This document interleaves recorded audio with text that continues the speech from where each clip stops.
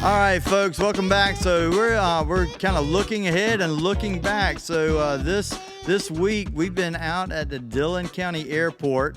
That we, SC Keys, and several investors partners are going to take and use the runway as the infrastructure for a gated private community focused on meeting the housing needs for workforce housing, attainable housing. This is housing for people graduating from college and starting that first career, or someone getting a new career, or just someone who's down on some financial luck. Being able to utilize some of the infrastructure there to create some housing that is attainable to anyone who's working hard and trying to get a fresh start. So we're going to have a lot of different elements out there. We're working with the county. We'll be working with the city officials in terms of the infrastructure, water, sewer. But I took my friends out today, No Cash and Cade and Dawson, out there looking at the project. There's a lot of different elements. So one piece is what I said, the airport and making it housing. But in the back, we're looking to take some land that the county's going to give to us that we could invest in some recreational facilities, tying into Dillon Motor Speedway. I'll let y'all talk about racing around that with the ambulance and the Bronco today. Well, they're not giving it to you, Brian. They're giving it to you for $1. Yes, well, it's Brian it's just wants incentive. that jungle gym for him to play on. That's all that is. That's Look, exactly you can't right. blame the man for wanting zip But that's a lines. good point. So what the county is doing, it's called a land conveyance. So they have about 140 acres of land that is primarily wetlands. It doesn't have any buildable properties. You can't build on it. You know what I mean? So you can't use it for housing or commercial. So But we can put ropes through the trees and that's exactly right. So turn it they're into something. conveying it to me, and what I have to do is invest $500,000 into a project for the community, an activity, outdoor recreation for the community. So they're incentivizing investment for the community, and that's what we're going to do. We're going to do a ropes course out there, zip lines. We're also looking to do a motorized course with side-by-sides, four-wheelers.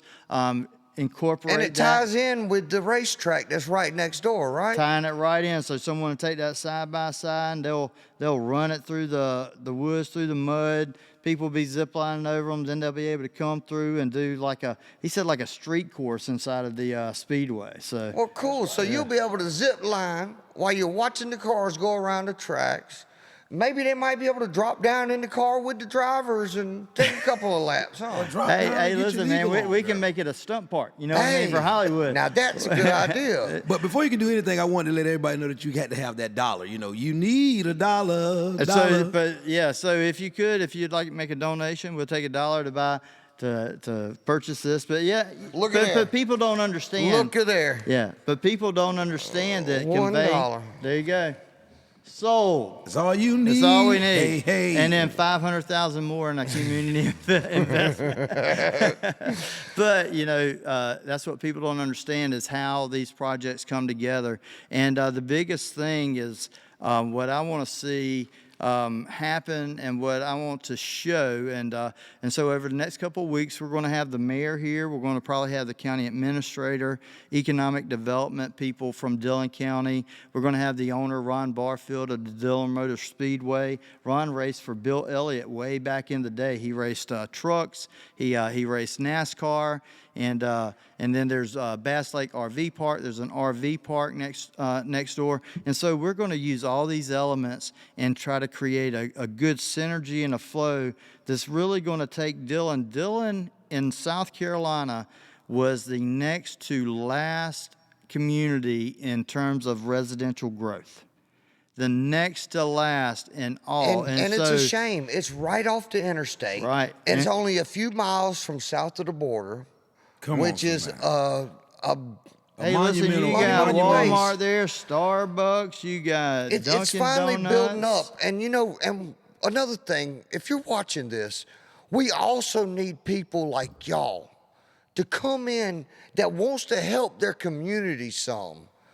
I mean, y'all can put together something that you can help fund. Everyone's got a few dollars laying around that they can donate to help fund something in their community And to we're make going to it show better. them how that can work, a public-private partnership. So come back in the next couple of weeks. We're going to be hitting this from all angles. This is going to be a long project, so we want to have y'all be with us start to finish, see all the different elements, and so the Well, I have best a is yet to question. come. I have a question. All right. What gave you the bright idea to turn an old airport runway into what you're planning on doing? What are you doing with it again, and why? Turning it into a private gated community for workforce housing. Well, I had seen some developments. It's not even real deep. I just had seen some developments that were a straight road that one of my friends was doing. And I looked at that straight road that had 57 townhouses on it, and I said, well, that looks like a runway. So it wasn't. Yeah, well, the road's already there, I mean, so- it seems like the craziest thing. And then when I got the idea, I Googled it and I saw that someone else had done it.